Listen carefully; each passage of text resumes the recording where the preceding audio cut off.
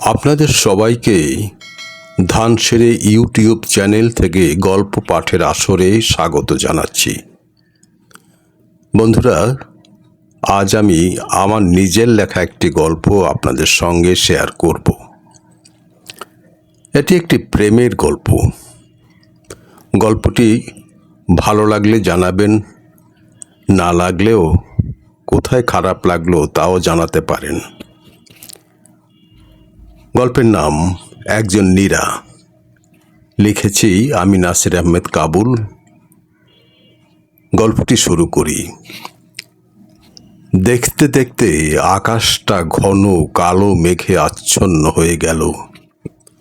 অন্ধকার ঘনিয়ে এলো সন্ধ্যার আগেই। এই সময় বৃষ্টি টিপ টিপ করে শুরু হলে অপূর্বর মন খুব খারাপ হয়ে গেল। সেই গৌরীপ্রসন্ন মজুমদারের লেখা নচিকেতার সুরে মান্নাদের গাওয়া ওগো বর্ষা তুমি ঝোড়ো না গো অমন করে গানটি গুনগুন করে গাইতে গাইতে জানালার কাছে গিয়ে দাঁড়ালো। বৃষ্টি বরাবরই ভালো লাগে তার, তবে আজ এইক্ষণে নয়। এখন যে নীরার আসার সময়। অপূর্ব নীরার প্রত্যাশায় পথ চেয়ে অস্থির হয়ে আছে। এই সময়ে নীরার চেয়ে আর কেউ তার কাছে প্রিয় হতে পারে না। উত্তরের হিমেল বাতাস বইছে মৃদুমন্দ। পাখিরা নেড়ে ফিরছে ত্রস্ত ডানায় ভর করে। মফস্বলের ছোট্ট এই শহরটির রাস্তাঘাট এ সময় সাধারণত ফাঁকা থাকে। শীতের দিনেই আজ এই অকাল বৃষ্টির কারণে রাস্তাঘাট আরও বেশি ফাঁকা হয়ে গেল।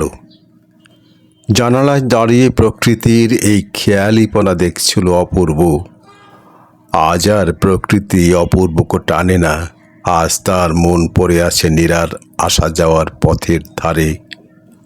নীরা রোজ এই সময়ই ঘরে ফেরে। হঠাৎ কোথাও একটা বাজ পড়ল। একটু আগেই শুরু হওয়া বৃষ্টি আরও প্রাণ পেল যেন। বৃষ্টির ঝাপটায় অপূর্ব ভিজে যাচ্ছে, সেদিকটায় খেয়াল নেই তার। অপূর্ব সমস্ত সত্তা জুড়ে আজও নীরা বসে আছে। ঝোড়ো বাতাস আর বৃষ্টির ঝাপটা কিছুতেই কিছু ভুলিয়ে দিতে পারে না অপূর্বকে। অপূর্ব ডুবে যায় নীরার মধ্যে। ঘড়ির দিকে তাকায় অপূর্ব। বিকেল 5টা বাজতে মিনিট 15 এখনো বাকি। 4:30টায় নীরা টিউশনি সেরে বাসায় ফেরে। আজ কিভাবে ফিরবে ও? অপূর্ব অস্থির হয়। বৃষ্টির উপর খুব রাগ হয় তার। গালাগাল করে সে বৃষ্টিকে। অথচ অপূর্ব বৃষ্টিকে খুব ভালোবাসে, তবে নীরার চেয়ে বেশি নয়। এ সত্যটা আজ নতুন নয়, অনেক পুরনো অপূর্বর কাছে। গোধূলির কিছু আগে বৃষ্টি কিছুটা কমে এলে অপূর্ব ঘর থেকে বেরিয়ে পড়ে। মিনিট 10 হেঁটে গলির মোড়ে একটা শিরীষ গাছের নিচে গিয়ে দাঁড়ায় সে। রোজই এই জায়গাটায় দাঁড়িয়ে নীরার অপেক্ষা করে অপূর্ব। আজ এ অবেলায় যে নীরার সঙ্গে দেখা হবেই এমনটা সায় দেয় না মন। তবুও মনের অতীত মন আছে, ভাবনারও অতীত আছে। মন ও ভাবনার অতীত কিছু কিছু ঘটনাও ঘটে। এলোমেলো ভাবনা আর বিপর্যস্ত মনে অপূর্ব মনে ক্ষীণ আশা জাগে। নীরা আজও আসবে, আসতেই হবে তাকে। নীরার সঙ্গে দেখা হলে কি হবে? কিছু কি বলবে সে নীরাকে? কি বলবে সে? বলবে সে নীরাকে ভালোবাসে।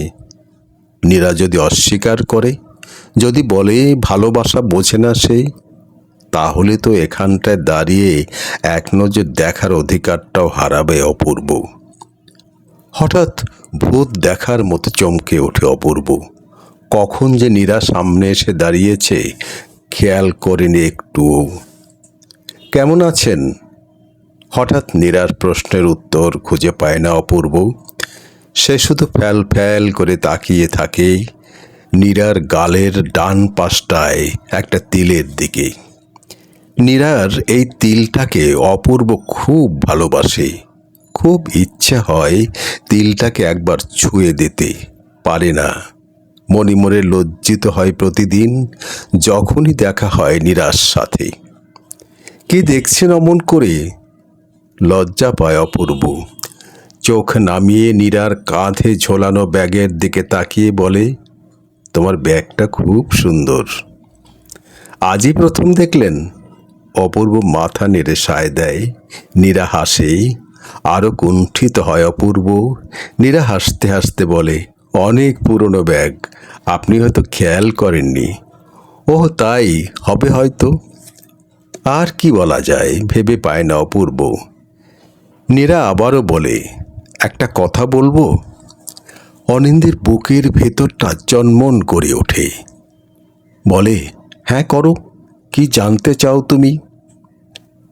নীরা হেসে বলি, না না তেমন কিছু না, বলছিলাম কি কি অপূর্ব অস্থির ভেতরে ভেতরে নীরার মুখের দিকে তাকায় সে। অপূর্ব ভয় পায়। খুব ব্যক্তিগত প্রশ্ন বুঝি? ব্যক্তিগতই তো, কে জিজ্ঞেস করব? অপূর্ব ভেবে বলল, করো। আচ্ছা, প্রতিদিনই আপনাকে এখানে দাঁড়িয়ে থাকতে দেখি, তো কারোর জন্য অপেক্ষা করেন বুঝি? না না না, ত্রস্ত হয় অপূর্ব। কারোর জন্য অপেক্ষা নয়, এমনি এখানে এসে দাঁড়াই।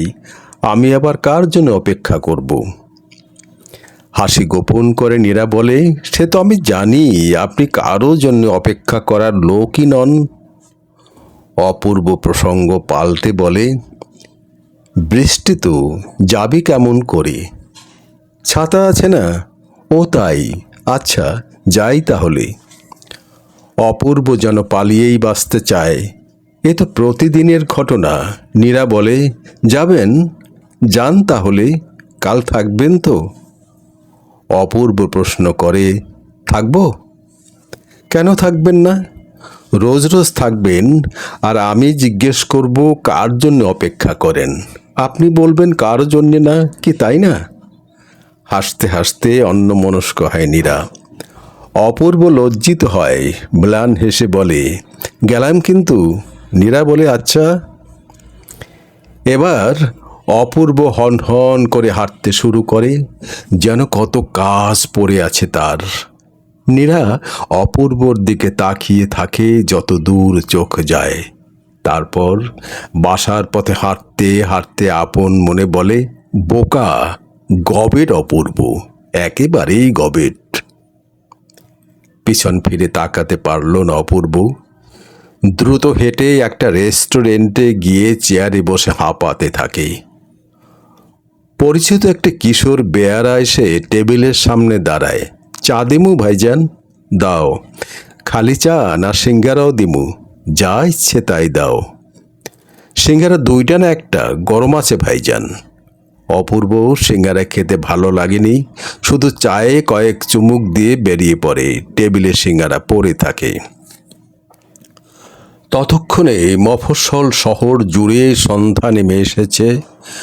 বৈদ্যুতিক বাতি না থাকায় লণ্ঠন আর কেরোসিনের কুপি জ্বলা এই ছোট্ট শহরটিকে খুব মায়াবী মনে হয় অপূর্বর। প্রতিদিন সন্ধ্যা হলেই ছোট্ট এই শহরটিতে হেঁটে হেঁটে একবার ঘুরে আসে সে। প্রতিদিনই ঘুরতে ঘুরতে নির্জন রাস্তায় ছোট একটি তাল গাছের নিচে এসে দাঁড়ায়।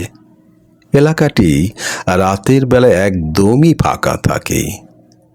এখান থেকেই নীরাদের বাসা প্রায় 200 গজের মধ্যে। নীরারা 2 বোন, 1 ভাই। নীরা সবার বড়।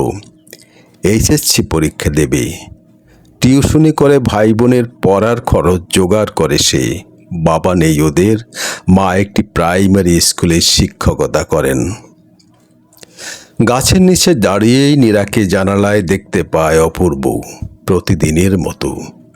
পড়ার টেবিলের হেরিকেনের আলোয় নীরাকে রাজকুমারীর মতো মনে হয় তার। নীরা জানে অপূর্ব এই সময় দূরে দাঁড়িয়ে থাকে, পড়তে বসে, তাই বারবার তাকাচ্ছিল পথের দিকে। আজ বৃষ্টির দিন, আকাশে তারাগুলো মেঘের আড়ালে লুকিয়ে আছে, অন্ধকারটা তাই গাঢ়। তারপরও স্পষ্ট দেখতে না পেলেও নীরা বুঝতে পারে ছায়ামূর্তিটি অপূর্ব ছাড়া আর কারো নয়। নীরার মনে ঢেউ জাগে, ভেসে যায় সে দূর থেকে দূরে। আজ আর নীরাদের বাসার সামনে দাঁড়াতেও সাহসে কুলো না অপূর্বর। ইচ্ছে হলো মামুনকে সঙ্গে নিয়ে লতিফ ভাইয়ের ডেরায় গিয়ে একতারার গান শুনবে। মিনিট 20 পরে খোঁজার পর মামুনকে পেল সে। এমন দেখাচ্ছে কেন তোকে, কি হয়েছে? মামুন জানতে চাইল। কিছু না তো। সিগারেট খাবি? মামুন সিগারেটের প্যাকেট বের করে দেয়। অপূর্ব মামুনের দেয়া সিগারেট কখনোই খায় না। অপূর্ব জানে মামুন সিগারেটে পুরে অন্য কিছু খায়, যার গন্ধ সহ্য হয় না তার। লতিফ ভাইয়ের গান শুনেই অনেক রাতে বাসায় ফিরেছিল অপূর্ব। বাসার সবাই তখন ঘুমিয়ে পড়ায় সে রাতে আর খাওয়া হয়নি তার। রাতে বা দিনের কোনো কোনো বেলায় না খেয়ে থাকার অভ্যাস আছে অপূর্বর। হল জীবন থেকে এই অভ্যাসটা রপ্ত করেছে সে। হলে প্রায় রাতে না খেয়ে থেকে 2 টাকা বাঁচাতো বই কেনার জন্যেই। রাতে ঘুমাবার চেষ্টা করেও লাভ হলো না কিছুই। কোনো কিছুতেই তার ঘুম আসছিল না। বারবার নীরার প্রশ্নটা কানের কাছে বাজতে থাকে, কারো জন্য অপেক্ষা করেন বুঝি? নীরা এত বড় একটা সুযোগ দিল, অথচ সে কিছুই বলতে পারল না। কেন বলতে পারল না যে সে নীরাকেই ভালোবাসে, সে তার জন্যই অপেক্ষা করে? কেন পারল না? কেন বলতে পারল না যে নীরাকেই কতটা সে ভালোবাসে, প্রতিদিন দাঁড়িয়ে থাকে তার জন্যেই? অপূর্ব ভাবল কিছুতেই তার মনের কথাগুলো নীরাকে কোনো দিনই মুখ ফুটে বলা যাবে না। তাহলে কি করবে অপূর্ব? কেমন করে জানাবে নীরাকে তার ভালোবাসার কথা? শেষমেশ চিঠিতে সব জানাবার সিদ্ধান্ত নিল অপূর্ব। সারা রাত ধরে নীরাকে ভালোবাসার কথা জানিয়ে চিঠি লিখল সে, কিন্তু কোথাও লিখতে পারল না যে সে নীরাকেই ভালোবাসে। অপূর্ব ভাবল, তাতে কি? ভালো লাগার ভালোবাসার মধ্যে কি কোনো পার্থক্য থাকতে পারে? নীরাকে লেখা চিঠি পকেটে নিয়ে মাস কেটে যায়, কিন্তু কিছুতেই আর নীরাকে সে চিঠি দেওয়া হয় না। এর মধ্যে দুবার চিঠি ছিঁড়ে ফেলে আবার নতুন করে লেখে চিঠি। হঠাৎ ঝড়ো বাতাসের মতো সব কিছু তছনছ করে দিয়ে 25শে মার্চ ঢাকার নারকীয় হত্যাযজ্ঞ শুরু হয়। পাকিস্তানি হানাদাররা অপারেশন সার্চলাইটের নামে বাঙালি নিধন শুরু করে। 25শে মার্চের পর থেকেই পাকিস্তানি সৈন্যদের প্রতিরোধ মুক্তিযুদ্ধের রূপ নেয়। দলে দলে দামাল ছেলেরা মুক্তিযুদ্ধে অংশগ্রহণের জন্যে ভারতে চলে যায়। রাতের অন্ধকারে সীমান্ত পাড়ি দিয়ে ভারতের হাসনাবাদ ক্যাম্পে আশ্রয় নেয় অপূর্ব।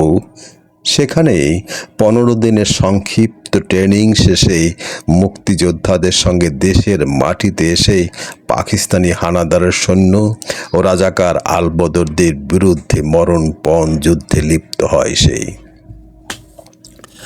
যখনই কোনো অপারেশন সাকসেসফুল হয়, সেদিনই একান্তে বসে নীরার কথা ভাবে অপূর্ব। তখন সে পকেট থেকে চিঠিটা বের করে পড়ে। পড়তে পড়তে প্রায় মুখস্থ হয়ে যায় চিঠিটা। চিঠির এক পাশে আরও 2টি লাইন যোগ করে অপূর্ব। সেদিন তোমাকে বলতে পারেনি নীরা, কার জন্য আমি অপেক্ষায় থাকি।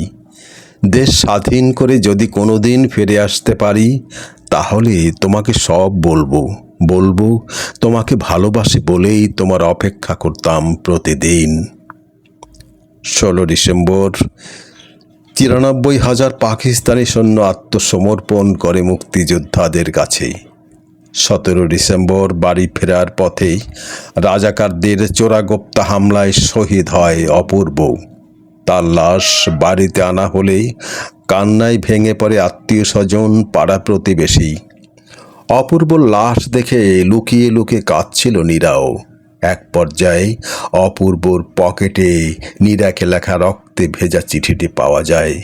নীরা কাপা হাতে চিঠির কয়েক লাইন পড়ে জ্ঞান হারিয়ে ফেলে। কবরে লাশ শুয়ে দেওয়ার সময় নীরা চিৎকার করে বলতে থাকে, তোমার না বলা কথাগুলো আমি জানতাম অপূর্ব, আমিও যে তোমাকেই ভালোবাসি, শুধু তোমাকেই ভালোবাসবো, আর কারো নয়। গল্পটি শোনার জন্য ধন্যবাদ। ভালো থাকুন। চ্যানেলটি সাবস্ক্রাইব করার অনুরোধ রইল।